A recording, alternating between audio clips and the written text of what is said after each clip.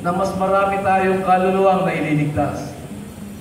Pareho ang ating layunin, kaming mga nasa kapulisan at ang mga rider sa nakikita natin sa lipunan ngayon.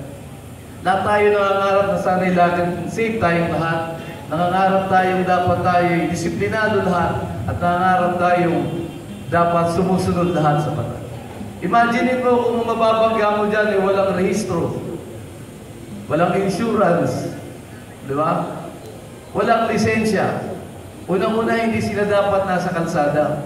Kaya nung binuo ko ito sa mga lugar na napuntahan ko, ang battle cry namin is to give back the roads to its rightful user. Tayo, nagbabayad ng buwis, may lisensya at may rehistro. Tayo dapat na nasa kalsada. Hindi tayo dapat naaabala, higit sa at hindi nadidisgrasya ng mga taong wala namang dapat karapatan sa kalsada.